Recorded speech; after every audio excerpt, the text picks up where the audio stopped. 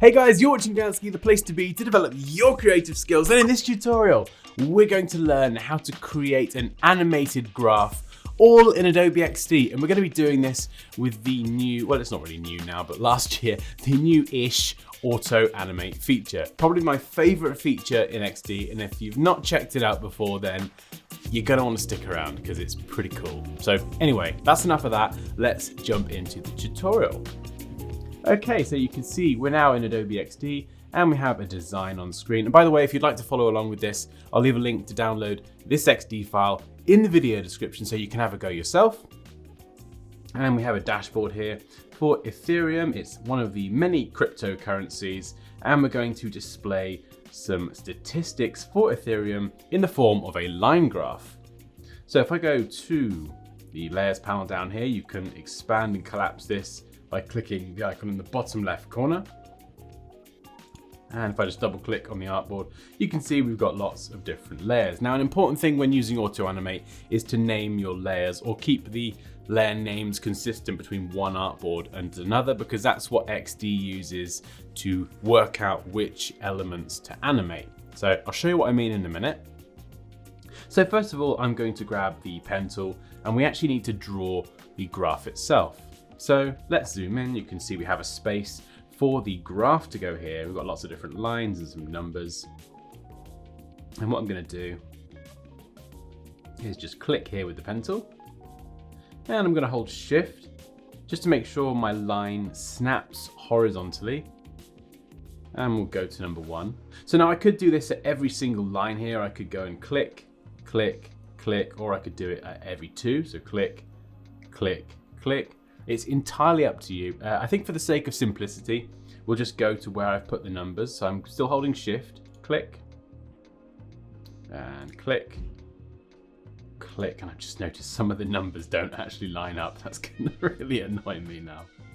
Oh, it's okay though. It's okay, we'll carry on. It's not the important thing here, that attention to detail. Okay, and it wants to continue this line here. So we're just gonna press escape on the keyboard.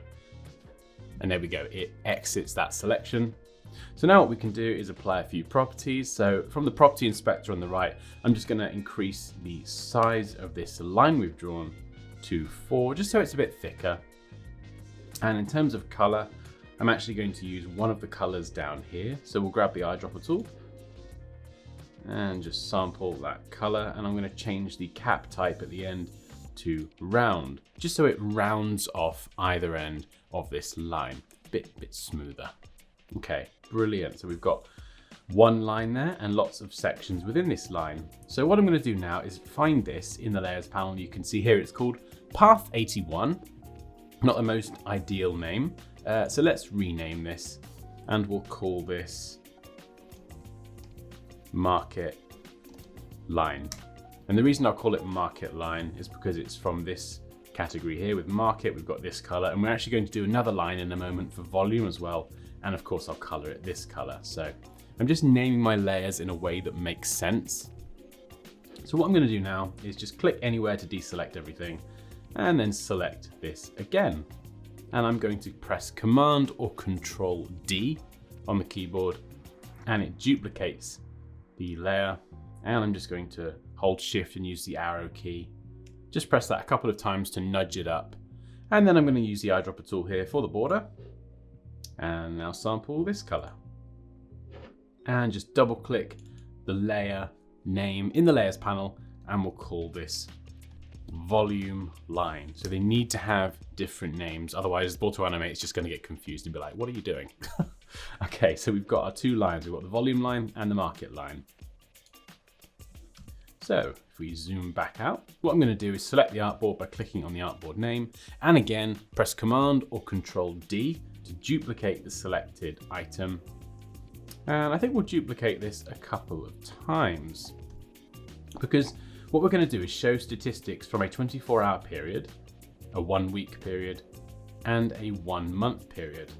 So this first artboard, it makes sense if I just rename this. So we'll call this 24-hour.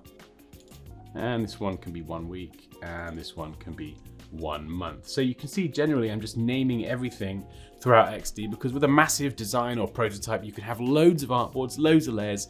It gets really complicated. So naming them like from the beginning is just best practice to avoid any confusion further down the line. Okay, so we've got all of our artboards named.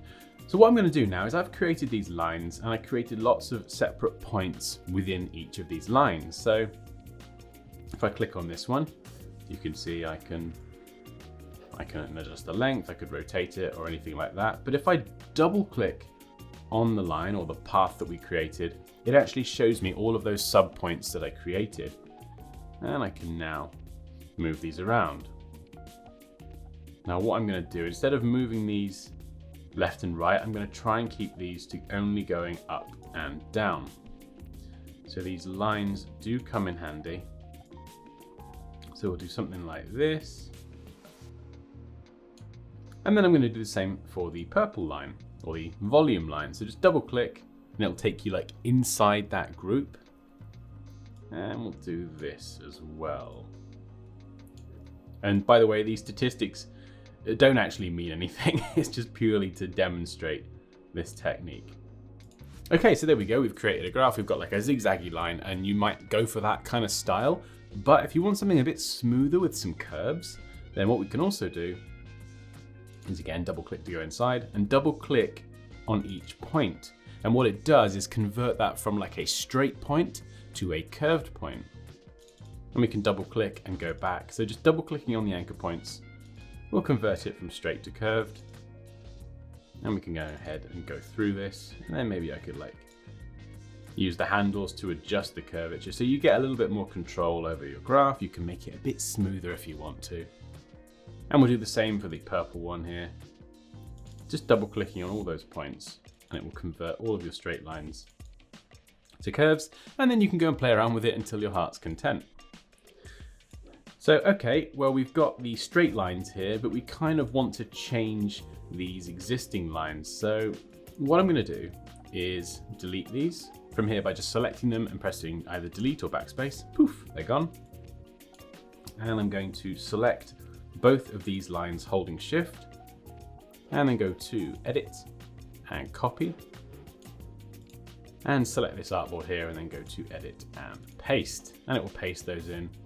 So what I'm going to do is make some adjustments to these. So as we go from 1 week to 1 month, the lines just change and you can see them animating.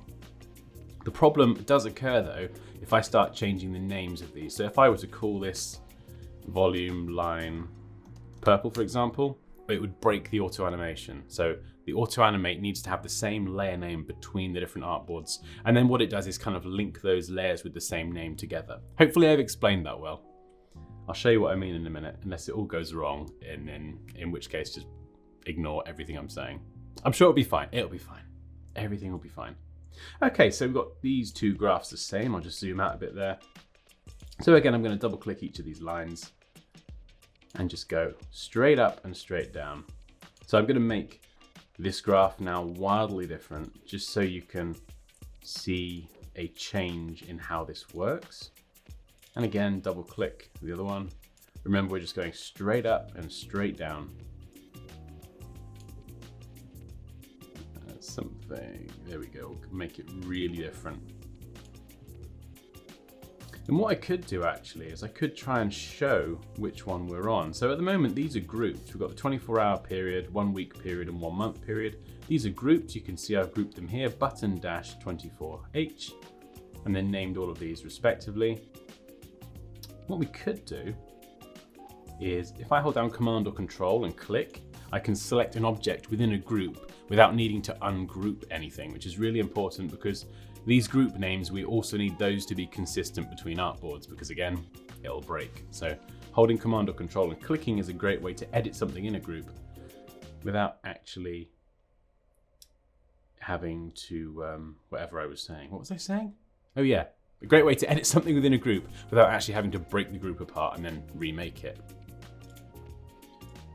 Okay, so we can pick a color here. In fact, it probably makes sense that we pick, I drop a color here from the Ethereum logo.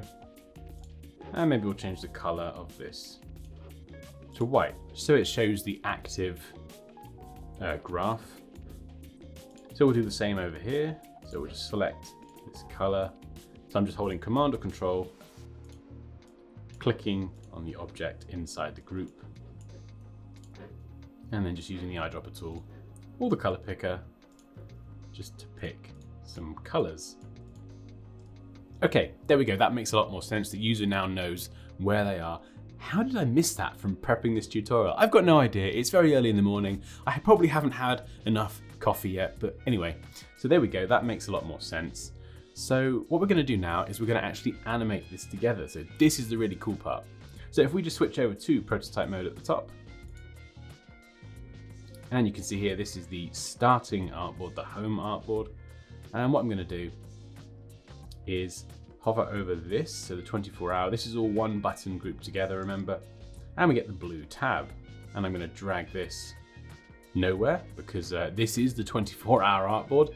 So if we click on this one here, goodness me, this is terrible. Okay, so this is the 1 week artboard. So of course we need to click on this little blue tab and drag this to the respective artboard. So that's the artboard labeled 1W or 1 week up here. And it's going to trigger on a tap. So the trigger is what's actually going to start or trigger the animation to play. So this is going to be a tap. So when someone taps on this little button here, it's going to do this action, which is an auto-animate. The destination is here, the artboard we dragged to, so 1W or 1 week. And easing, let's go for ease in, ease out. Easing is just a really, really nice, smooth way of easing into and out of the transition. So ease in, out is always a really good one. And the duration, I'll go for 0.5 and press return. So now I've set these settings. When I go to do another animation in a minute, it will remember these settings. So nice little time saver there. So what I'm going to do now is click on this one here, the 1 month, and we'll drag this to this artboard over here. And you can see it remembers all of those settings. So then on the other artboards, I'm just going to drag each of the buttons to the respective artboard. And of course, this one here doesn't link anywhere because this is the currently selected artboard. So that goes all the way back there. And then 1 week links back to here. And if you want to see a beautiful display of blue prototype lines, just press Command or Control A, depending on whether you're on a Mac or a PC, and you'll be able to see everything. So everything is now linked together, and essentially, this is the moment of truth. We're going to see if everything we've done over the last 10, 15 minutes, however long it's been, is going to work. So if we click the play icon up in the top right corner, we get a desktop preview. So we're currently here. We have no statistics, there's no data, nothing's changed with Ethereum in the last 24 hours. We can select the last week and you can see the graph changes. We can select the last month and you can see it changes again. We could go back to 24 hours. And because all of these lines on the graph are still named the same, they're all created from the same line, that pen tool line that we did at the beginning. They're all the same thing. We just move the position of all the different anchor points. AutoAnimate in XD just detects that this is the same object, but it's moved position, and it just auto-animates all of those points into the respective positions. So AutoAnimate is incredible. What I'm doing here is literally just scratching the surface. It's for a line graph. You can do this for a ton of other graphs. But yeah, so there we go. That's how to animate a graph all in Adobe XD. So guys, I really hope you enjoyed this tutorial. If you've got any questions or comments, you know what to do. Drop those down below. But as always, like this video if you enjoyed it. Take care, and I'll see you next time. You're a rebel, getting into trouble. You are